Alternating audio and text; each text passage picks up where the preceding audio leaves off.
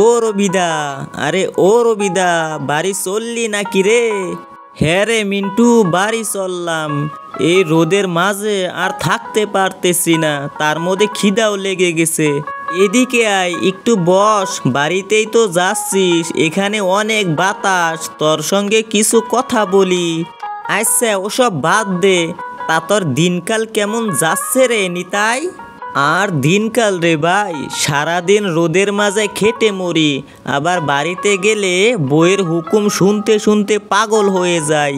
এ কি দাদা, তুমি কি তোমার বউকে খুব ভয় পাও নাকি? কেন রে এসব বলতেছিস কেন? তুই বুঝি তোর গিন্নিকে ভয় পাস না? আরে বাদ দাও তো তুমি ওইসব কথা। বাইরে তুমি যাই হও না কেন, বাড়িতে গেলে বউ যা বলবে তাই শুনতে হবে। হ্যাঁ রে, তুই একদম ঠিকই বলেছিস, আগে জানলে তো বিয়েটাই করতাম না। আচ্ছা ওসব কথা বাদ দাও এখন। তা নিতাই, তোকে যে কথার জন্য আমি এখানে ডাকলাম আর কি। হ্যাঁ হ্যাঁ, তা বল দেখি, তুই আমাকে কি বলতে চাস? প্রকাশ আমাকে সেদিন বলছিল তোদের বাড়িতে নাকি বড় একটা বড়ই গাছ আছে। হ্যাঁ রে, বাবার হাতের গাছ ওটা, বেশ বড়, আর বড়ইও অনেক দরে, আর খেতেও অনেক সুস্বাদু লাগে। তা না হয় হলো, কিন্তু প্রকাশ তো আর এই বড়ই গাছটা রাখতে চায় না। সে আমাকে বলল আমি যাতে এ নিয়ে তোর সঙ্গে কিছু কথা বলি, বুঝলি? বড়ই গাছে আবার কি সমস্যা হলো? এটা বাবার হাতের বড়ই গাছ, আর তাছাড়া এই বড়ই গাছটা আমি ওকে কাটতে দিতে পারবো না।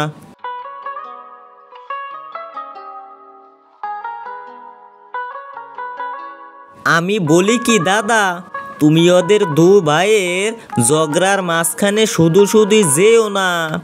তা কি করে হয়? ওরা দুই ভাই যে আমার ভালো বন্ধু, ওদের দুই ভাইয়ের ঝামেলা আমাকে মিটাতে হবে। ঠিক আছে ঠিক আছে, তোমার যা ইচ্ছে তুমি করো, এখন চলো বাড়ির দিকে যাওয়া যাক, খিদাও লেগেছে।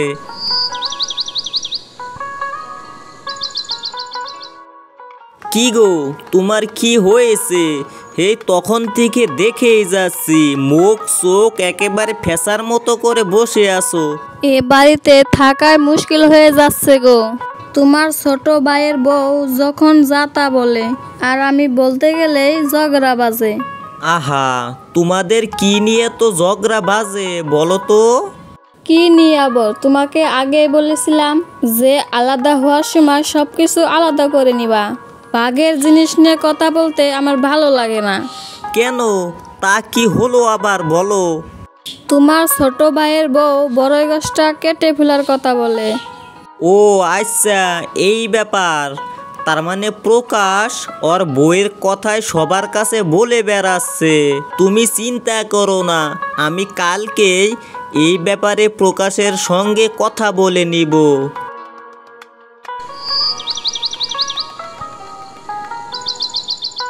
বল প্রকাশ, তুই রামুর কাছে বড়ই গাছের বিষয়ে কি বলেছিস? কি আর বলবো, উঠোনের উপরে এই বড়ই গাছটা রেখে কি লাভ দাদা? দেখো না, শুধু শুধু গাছের পাতা পড়ে এই উঠোনটা কেমন নোংরা হয়ে আছে। এ কি বলছিস রে প্রকাশ? এই বড়ই গাছটা আমার বাবা তোকে আর আমাকে একসাথে সঙ্গে করে নিয়ে লাগিয়েছিল, তোর কি কিছুই মনে নেই? মনে আছে, আমার সব মনে আছে। আমি বড়ই খাওয়ার জন্য কান্না করেছিলাম বলেই বাবা এই গাছটা বিদেশ থেকে এনে উঠোনে লাগিয়ে দিয়েছিল, আমার সব মনে আছে। বাবার দেওয়া চিঠিটা তুই এত তাড়াতাড়ি মুছে ফেলতে চাস? দেখো দাদা, আমি তো আর ছোট নেই, আর বড়ই আমি এখন খাইও না, আর তাছাড়া রোজ রোজ এই উঠোনে ময়লা হলে কি ভালো লাগে? তার মানে এখন এ গাছের তোর কোনো মূল্য নেই। ঠিক আছে, কালই তুই এ গাছটা কেটে ফেলিস, আর আমার এদিকে যে ডালগুলো গেছে ওই ডালগুলো রেখে দিস। ঠিক আছে দাদা, তবে তাই হবে।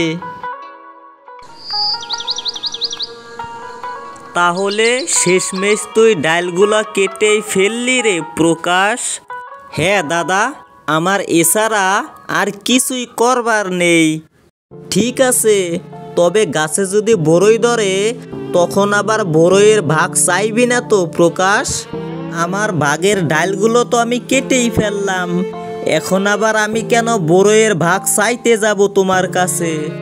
থাকবে থাকবে, মনে না রাখলে কি আর চলবে? ওগো ঘরে চলো। দেখো গাছে কত বড়ই ধরেছে। হ্যাঁ গো গিন্নি, এবার তো দেখছি আগের চাইতে অনেক বেশি বড়ই ধরেছে। এসব বড়ই পেরে আচার বানানো যাবে। এত বড়ই দিয়ে আচার বানিয়ে কি করবে তুমি? বড়ই দিয়ে আচার বানিয়ে বাজারে বিক্রি করলে সেখান থেকে অনেক টাকা পাওয়া যাবে। সত্যি বলছো তুমি? হ্যাঁ গো গিন্নি, সত্যি বলছি। তুমি দাঁড়াও, আমি একটা লাঠি নিয়েছি, লাঠি দিয়ে বড়ইগুলো পেরে বাজারে বিক্রি করব।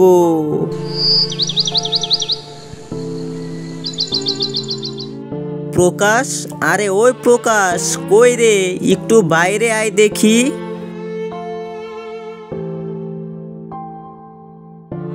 তা বলো দাদা, কি বলতে চাও?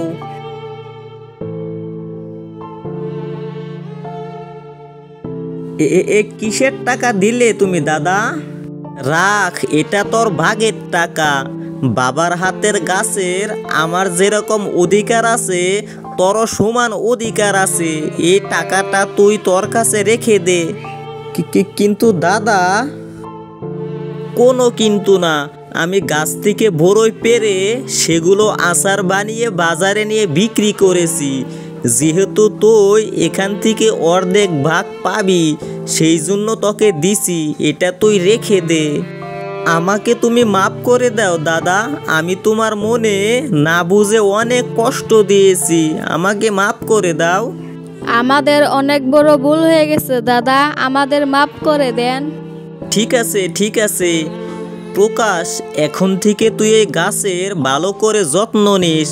এই গাছটা যতদিন থাকবে ততদিনই তোর আর আমাদের কাছে বাবার আশীর্বাদ থাকবে, বুঝতে পারলি? কোনো চিন্তা করো না দাদা, এখন থেকে বড়ই গাছটাকে আমি অনেক অনেক যত্ন করব। বেশ, এখন আমি চলি তাহলে। তোর ভাবি আবার রেগে আছে, গিয়ে তাকে শান্ত করি।